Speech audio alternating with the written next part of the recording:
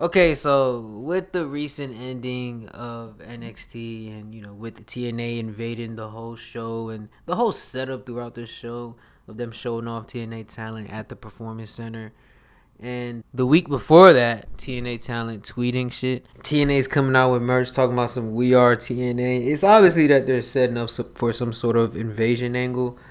And the way it ended was wild, bro. Like, everybody was just coming at each other. It didn't matter if you were friends or not, heel, face, on any brand. It's like, if you NXT and I'm TNA, I'm fucking you up, bro.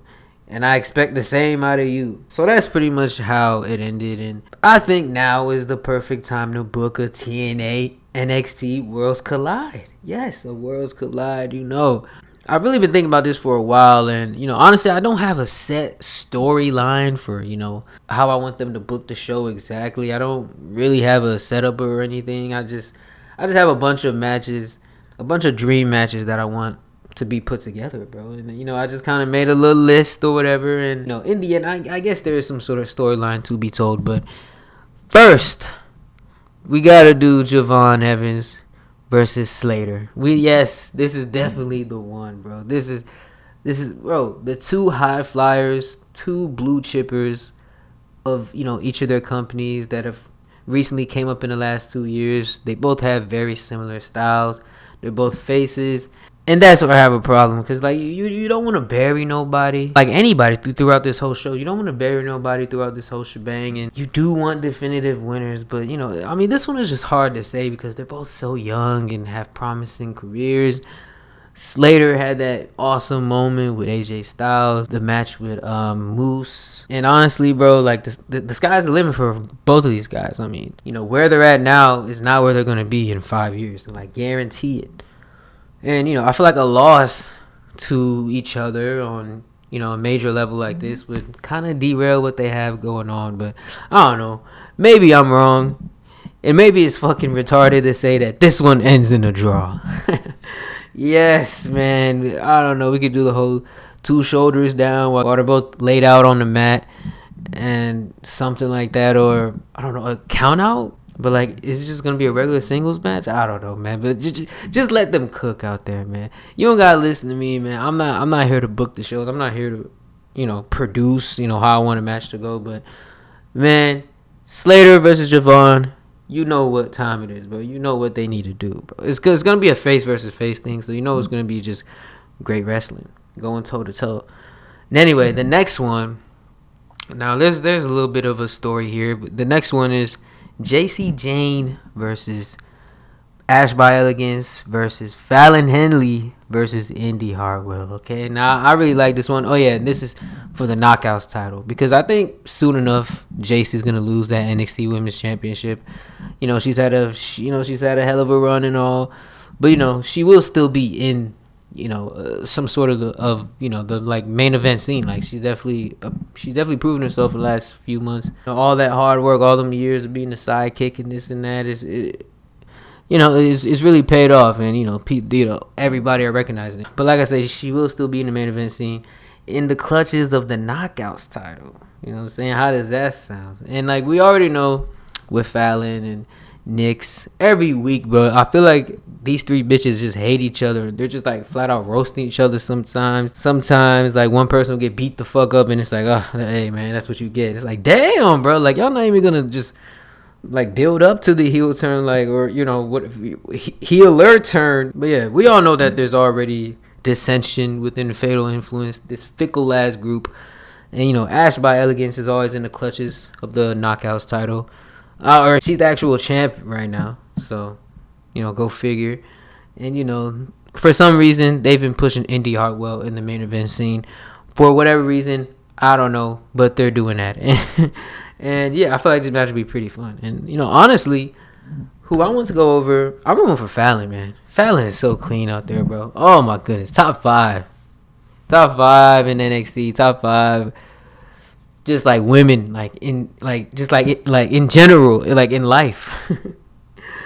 You know what I'm saying, bro? She look good, you know what I'm saying? But nah, I feel like her time has come. Like, she's been here for how long, man? I feel like it's time for her to thrive, bro. She gave Stephanie Vaquer one of her best matches in the Fed so far. I feel like she hasn't had that main event moment, and she's been there for like 5 years, bro. It's fucking time, bro. You hear me? It's time for Fallon Henley, bro. I'm rooting for her, man. I really am. She just kind of needs a character, though. I will say, she's kind of like another JC Jane in a sense, and this little breakup between Fatal Influence, you could play into that storyline. I don't know, but eventually when they finally do the healer turn, but whatever, man. I'm not here to book storylines. I'm here to book, a match card essentially.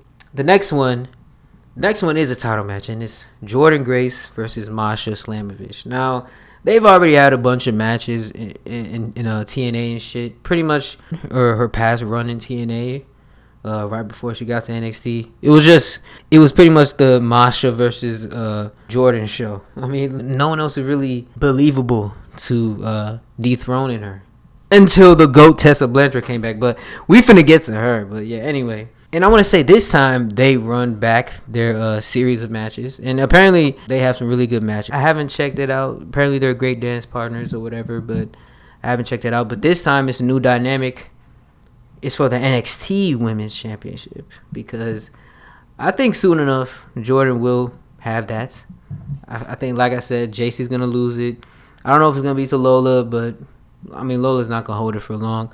Lola's not going to be in NXT for long, but she's going to the main roster, bro. You see what she's doing with main roster talent like Back Hair and Rhea and Damian. You know what I'm saying? She's out of here, bro. She's not finna be here for too long, so I want to say she loses to Jordynne pretty quickly because, they obviously want to build up Jordynne to getting that title eventually, become the face of the women's division because, she's fucking enormous, bro. Like, how do you not make that the face of your women's division? She's enormous and loved in the locker room. They're very believable, has a great look. Come on. But yeah, I think, by the time we get to this Worlds Collide pay-per-view, it's going to be by like the end of the year because No Mercy is coming up. And then I think they announced like Halloween Havoc or some shit like that. So I think this pay-per-view, because this should be its own pay-per-view. It shouldn't be. I mean, obviously it's a storyline built throughout the weeks of television. So like some of these matches could be thrown in a TNA show, an NXT show. But man, it's just something about that whole concept of a Worlds Collide and this one show that you have to be here to watch. It's so dope. But yeah, I feel like this could happen. I feel like this could happen by the end of the year. I mean, we've had like 3 AAA events already. So I think we could get an NXT event, right? Also, yeah, I've heard that, like I said, Jordynne and Masha have done some great things together in their matches, have great chemistry. I don't know, but I have to check it out. They're both in their prime. They've both been pushed at the top of the women's divisions in both of their respective brands. Jordynne has came so far, and it's time to see what Jordynne can bring and what Masha can bring, because like I said, apparently she's her ultimate dance partner. She's brought the best out of Jordynne as far as a physicality standpoint. And I don't know, to pick a winner, I don't want to pick all NXT people, bro. I don't want to do that, but I'll probably say Jordynne, man. I'll probably say Jordynne. Jordynne's been losing a lot. She lost to fucking Blake Monroe. Can you believe that? Yeah, I want to say Jordynne. So yeah, the next match is it's a fucking tag match, and it's Spitfire versus the Iconics versus the Meta Girls versus Tatum and Izzy. Just a little fun women's tag action. Really nothing too serious. We got the Meta Girls reunion. Tatum and Izzy, fucking killers in there, bro. Like, just might be like the greatest tag team in the women's division right now. Which it's not really much to say because there's not too much of a division in there. But it's just kind of people throwing together whenever whenever they need a storyline.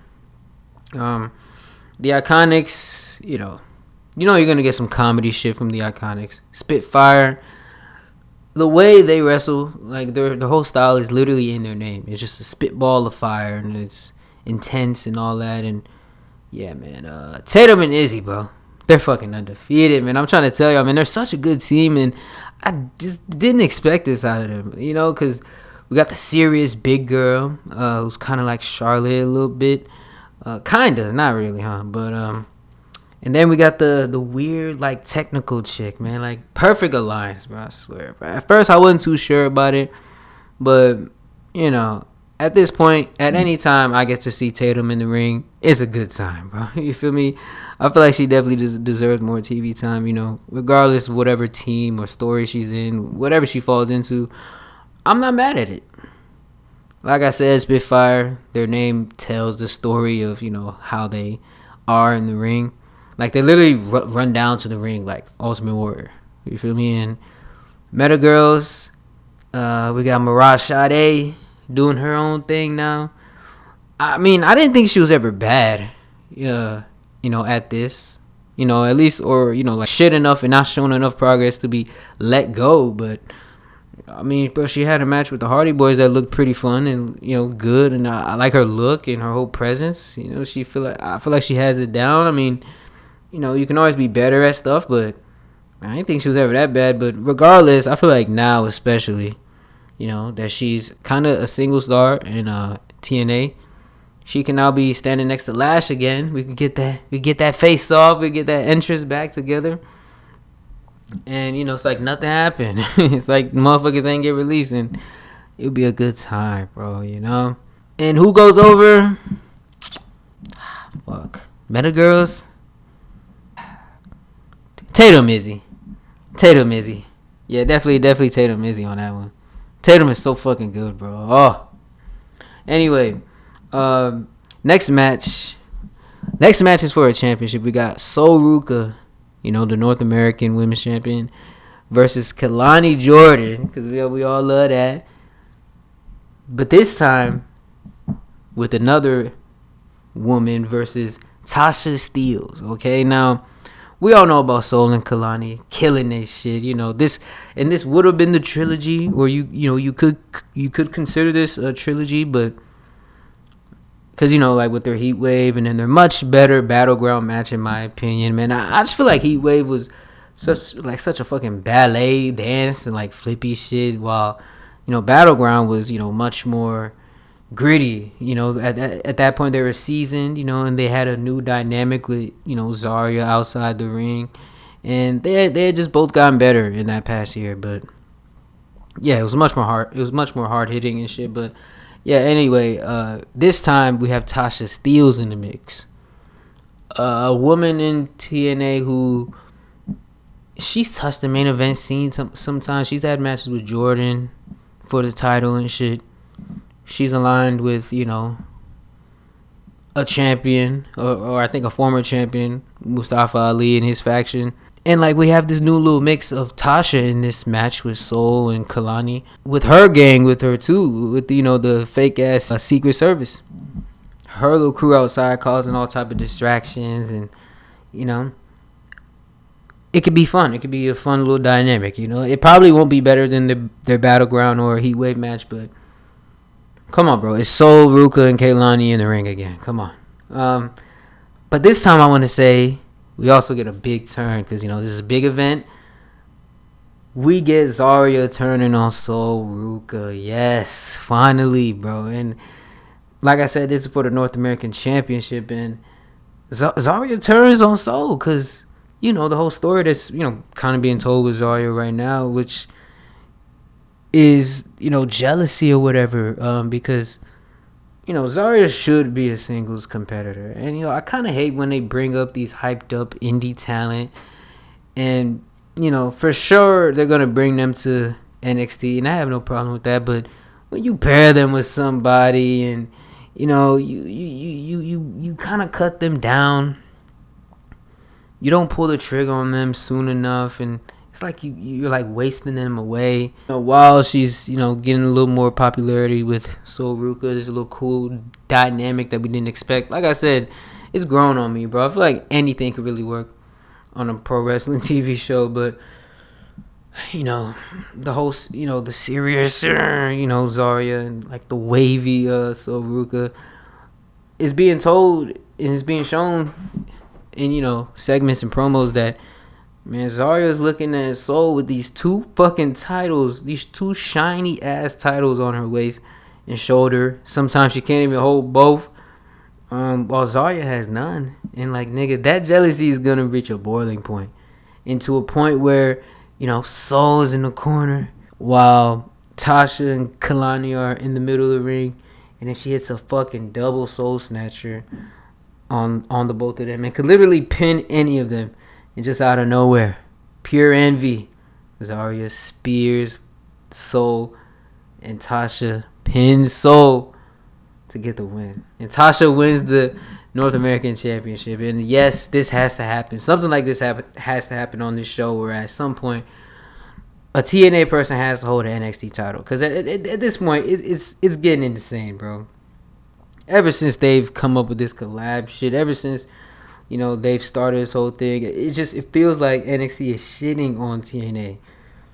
And I guess this is the story being told, that we're gonna get into a little later, I guess, because NXT, they're under WWE and the TKO umbrella, and they're the much bigger name. They have the bigger stars popping up on their shows. And while it also kind of seems like they're using TNA as a developmental system, so developmental to a developmental. So, man, we're gonna need some TNA people to step up and take these championships. And Tasha Steelz could do it, man.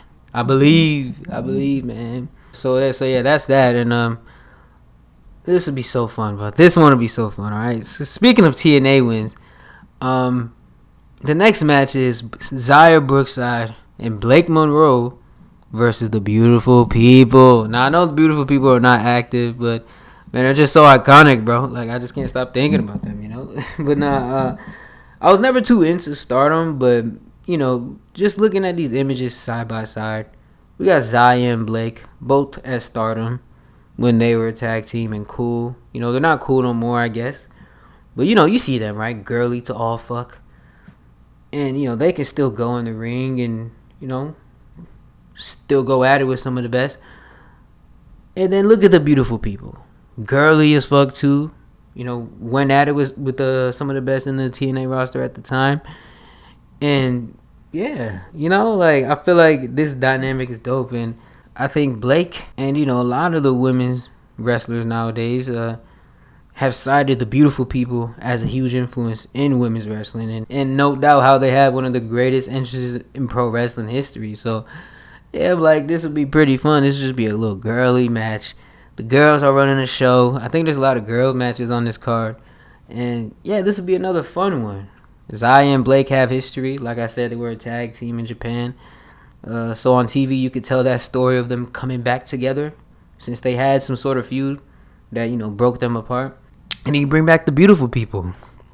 That's a huge pop right there. Just imagine that entrance in front of the Worlds Collide fucking audience.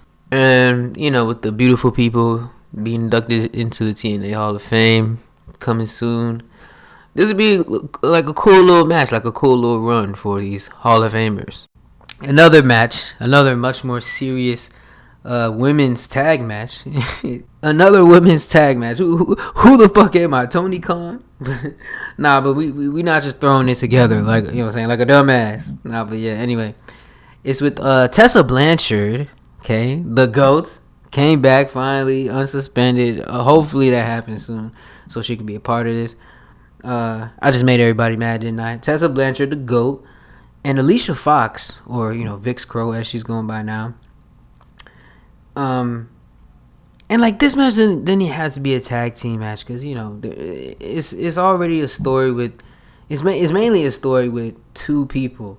But yeah, anyway, the GOAT Tessa Blanchard, right, versus Ariana Grace, because we've already known, we've already because they've already shown tension towards each other on TV. Ariana Grace with Gia Miller, the person who Tessa attacked after, her match with Indy, that put her on the sidelines for it. The reporter that she beat up. She finally builds up the courage to, face her bully, the racist bully Tessa Blanchard, in an I Quit match. And I want to make, this goes so hard. And I want to make the stipulation an I Quit match in particular, because whoever says I quit, they leave TNA. Alright? They leave TNA. But it's not said that they can't go to NXT, So yeah, in the this is gonna be so good. So in the I Quit match, alright, I feel like this doesn't have to be on a NXT show or PLE. And this is kind of weird because there's only one NXT person in here. So, I was just trying to get Tessa in here by any means. I mean, this could really be on a Bound for Glory type show or anything. But yeah, I mean, just the dynamics of this tag team. We got, the comedy of Ariana Grace and Alicia Fox as well, the comedy. And then we have the serious nature of Tessa, in her heelish ways. Everybody fucking hates her and thinks she's never going to pop up on NXT, but just you niggas wait, bro. Like, it's going to happen, and there's nothing you could do about it. But yeah, she beat up that ring announcer. She beat up the interviewer, and that's like not cool. And like people actually got mad at her because they thought that was a real thing, or for some reason, these niggas dumb and shit. But yeah, and this is that story. This is the story of that reporter getting her get back, and just like the little things with Tessa, bro, that makes her so goated and makes me so mad about her run right now, because a lot of people, I feel like TNA, they're like scared to pull the trigger on her. I feel like her booking could be so much better. She could be so much utilized. She could be utilized so much more, like on another level. Like she came back and was instantly one of the faces of this place. She was doing all the media for TNA. She had one of the women's matches of the year with Jordynne Grace. I'm not sure why they didn't fully pull the trigger on her, winning the Knockouts title by now. I mean, in her first one, she won that shit in like a few months. I think it's definitely the press, and I think they're scared of, how the people will react. But fuck that, man. And goddamn, I don't want to see her in the tag scene with Alicia Fox. I mean, like, no respect to her, but damn, I mean, come on. This is a former fucking world heavyweight champion we're talking about, people, who can still go. And like I said, had one of the greatest matches as far as women go with Jordynne Grace. And I know you niggas gonna talk about Rhea or Io or Mercedes and shit like that. But man, fuck y'all, bro. Go watch that match. It was really good. But like I said, the story to tell here is Gia Miller getting her get back. Showing, because I think she's actually a former wrestler too. Because you know how all these interviewers were former wrestlers or did some sort of training. They like wanted to be a wrestler first. But yeah, Gia Miller gets her get back, and in the end, she gets the best of Tessa. She gets Tessa to say, "I quit." This racist bully. You know what I'm saying? And it'll be a very cathartic moment for fans and Gia Miller alike. She says, "I quit, I quit, I quit," after being fucking tossed. We got Ariana Grace in there. We got Alicia hitting the comedy notes, and everybody's going crazy. Like, bro, this will go so hard, man. Oh, man. But whatever. She's racist, and we're just going to leave it at that. Next, I want to say Matt Cardona versus Obafemi. And, like, just a regular singles match. And, I don't know. Like I said, this could be on another show. Honestly, this is... I don't really care too much for this. I feel like this doesn't even have to be on there at all. But, it's the fucking championship. It's the fucking NXT championship. So, I had to put it on the show. And, this matchup with Cardona, my boy giddy as fuck to be back on WWE TV in somehow, some way. Because, this boy love WWE. He always love talking about them, bro. What my nigga Kevin Owens say? But yeah, he's gonna, he's gonna bring it to Oba, in the ring, in the match, and he's gonna want to build that program and be on WWE TV, NXT with Oba, building this program for, as short as this program, and a lot of these matches, if you really notice, they're kind of thrown together because that's really how everything is recently. WrestlePalooza, Money in the Bank, shit like that. A lot of this shit is really thrown together. I hate it, but that's just the nature of the beast. Yeah, Oba and Cardona, I want to say do a death match, but none of them really do death matches. I mean, Oba, that's just like not his style, and Cardona is a cap artist. That nigga don't even do death matches like that. So yeah, anyway, Oba takes the win, but at least Matt Cardona is on WWE TV. Yes, yay. Everybody's happy. Oh, but this next one could be so good. Oh, man. This could be so good. This shit could be too nice, bro. Oh, my God. So, Dark State, that fucking joke of a faction, Timu Shield, but somehow a better retribution versus the NXT locker room, all right? Meaning everybody who I didn't name yet to be booked on the show or have a match or whatever, all them niggas from Evolve, fucking ID, everybody who doesn't fuck with Dark State, who's like just been wreaking havoc on both these shows, gets, you know what I'm saying, gets they lick back, like gets they chance to, you know, beat up these guys. And I like this because it could like really be a callback to Randy and Cena versus the entire Raw roster that they somehow won. And honestly, Dark State has to get the win, bro. Like, if you really want to establish them, and like, you know, after all these weeks of them wreaking havoc, you know, these young, ambitious, hot-headed men who just be popping up on both these shows in the past year, if you really want all that to come to a culmination and make sense, bro, they have to win. And yes, it's gonna be a spot fest, a bunch of shit going on. I mean, it's a bunch of guys in the ring, and you know, like, these guys are getting beat the fuck up, and you know that one big ass dude Osiris is gonna turn up on them.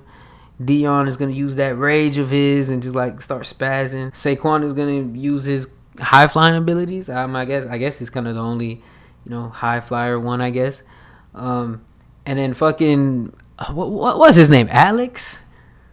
He's gonna say some gay shit and then like scare the people away from him. You know, it'll be fun, bro. Like, this will be awesome, man. Like, just everybody, man. The entire NXT locker room, bro. So we got like Cedric Alexander, Hank and Tank, Chase U, Mustafa's buddies who be with him. Just like everybody, bro. It don't even matter, bro. Heel, face.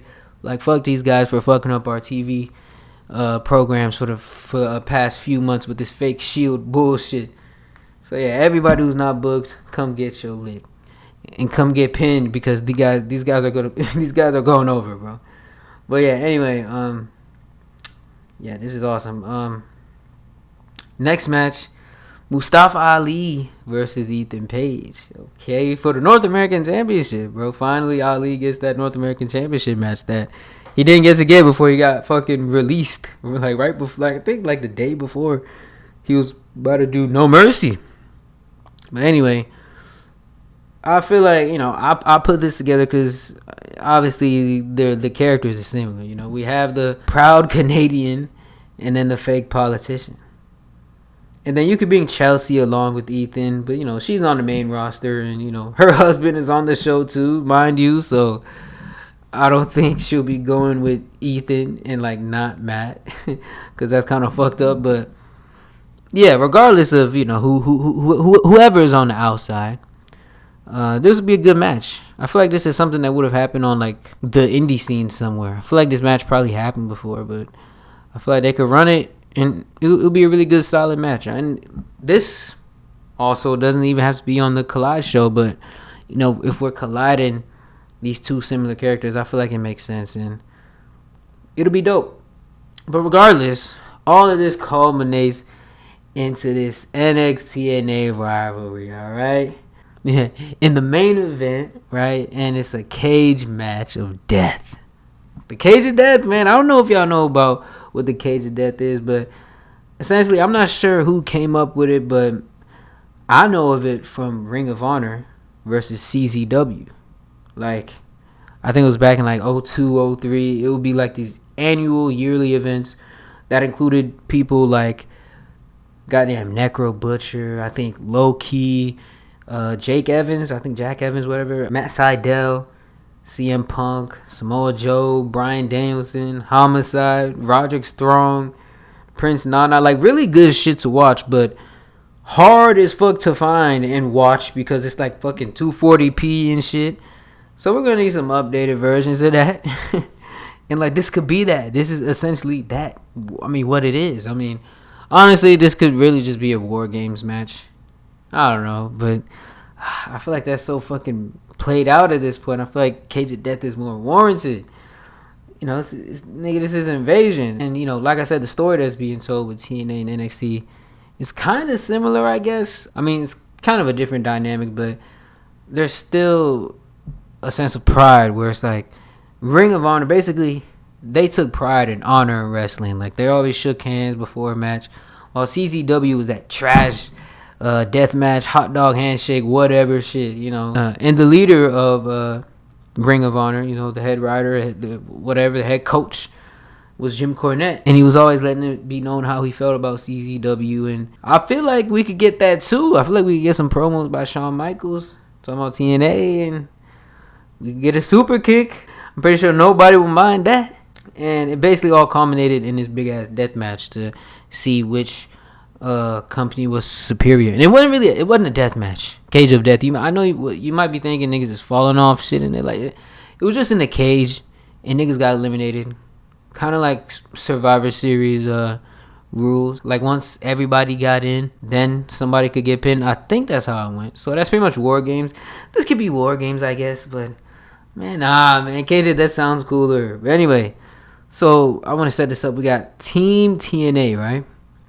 We got Trick Williams, Wes Lee, Top Dollar, and Rich Swann, since they're both the team. And Top Dollar's been working with Trick in the studio and the ring. And we need one more. I say Josh Briggs. All just hateable motherfuckers. And I know, like, some of them are in TNA, some are in NXT, but these guys are the heels, right? So you have to follow pro wrestling rules. So we need that heel versus babyface type of thing. So that's the team.